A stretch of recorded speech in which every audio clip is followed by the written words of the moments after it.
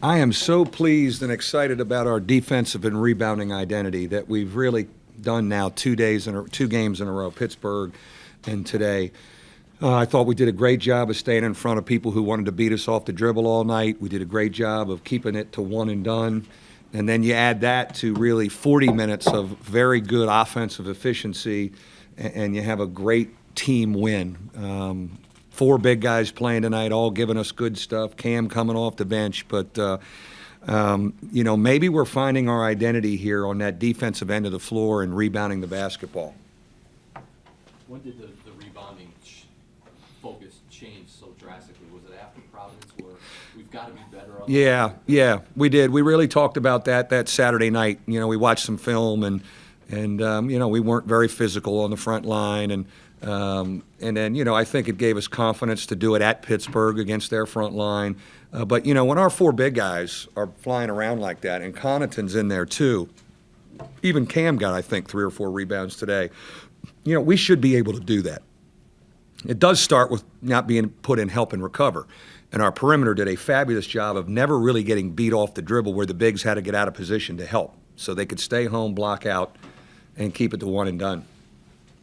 How do you avoid getting beat off the dribble? I think we've got guys that can really move our feet, but they're also smart with their, we wanted to kind of keep it off the baseline. They're good baseline drivers, but Jaron and Eric can move their feet on anybody, and I think Pat Connaughton has made great progress wisely moving his feet, and then if you get to the lane on him, he can body you up and chest you up so you can't turn the corner or he doesn't get up in the air. Cam still needs work on that. It was times today, he couldn't keep people in front of him. Connaughton said he got real mad right at the start of the game when his guy, Parker, got the first 2 baskets. And he says, that was my guy. Yeah. What's that attitude? No, he's great. I mean, I could tell he was really upset. He gave him a little too much of a right hand. We talked about Parker being a right-hand guy, and he's playing well. So he was going to come in being confident. And I think, it was one of those things where we didn't need to say anything to Pat. He was truly pissed off and, kind of dug in then for the next couple minutes. Take away the 3 and yeah. From there, yeah, we were really, they made 9 on us down there, and if they're going to make 3s, it's going to get interesting. We did a really good job of guarding the arc. Our big guys were great on the ball screens. Our big guys were then great rotating back to their guy. They could never really get going offensively, and I think our body position was great. Now, I think Kashmir Wright is hurting, and they're trying to get him healthy, and they're in a tough situation right now. He's not 100% health-wise. I told him after the game, I said, get yourself healthy for the Big East tournament, because he's a heck of a guard. We're good at digesting the scouting report. Can't let them get going from the 3. Now, it's great to say, hey, they can't shoot 3s, but don't get beat off the dribble. Now you got, now you got some work to do. I thought our perimeter guys, 3 of them really did a good job all night. how much did the 6 days off? It helped, but I think it also had us chomping at the bit to compete. We were a little wacky to compete, and I love it. I was wacky. Man, I got in a fight with everybody at home because we hadn't played in like 6 days, man. It's just, you're like, I woke up yesterday, I was like, today? God, not today. I had to shut it down. But our guys were a little bit like that.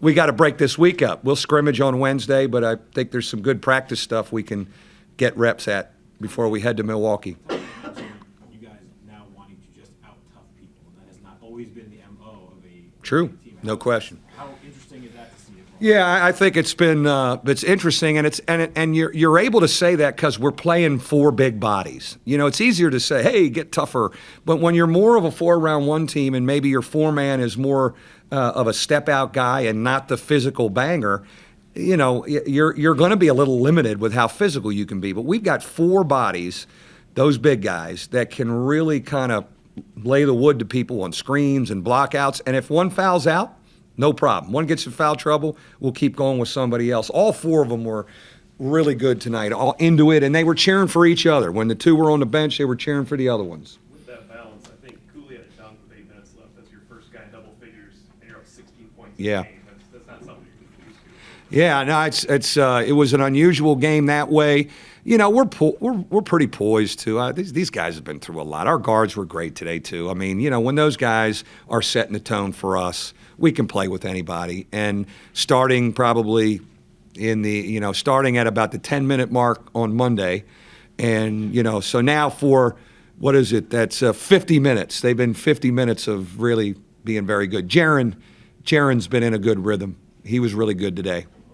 As good as those two guys were down there against them, they were even better tonight. Yeah. What allowed them to be better? Yeah, I think they're confident against those guys. I think they're confident with how they're playing right now. I think Monday night gave us a great confidence boost to do what we did, especially in the second half, kind of grinding people up. I also think they're feeling good because it's getting to be time. You know, those two guys love big games. And, they've delivered. They like when the lights are bright. And I know they're feeling here's March right around the corner. They also know we're in the hunt for a title. They're excited about that. It's amazing that, when Scott Martin goes down and we lose 3 or 4, that was the furthest thing from my mind. But all of a sudden, you're 7-2 without him. And we're in the middle of this thing. And let's keep going.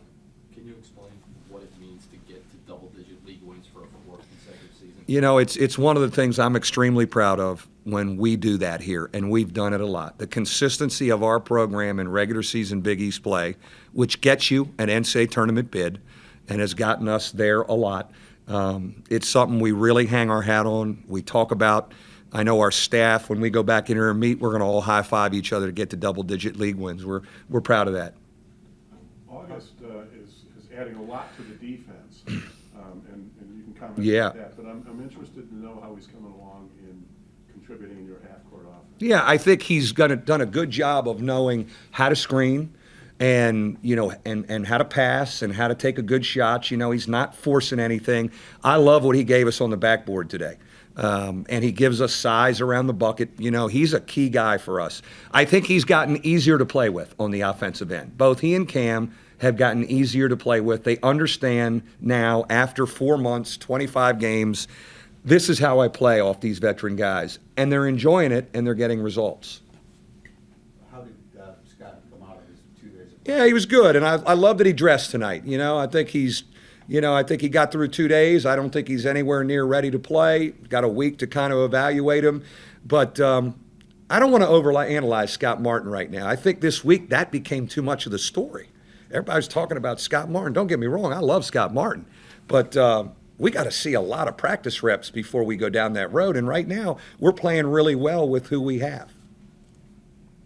Thank you.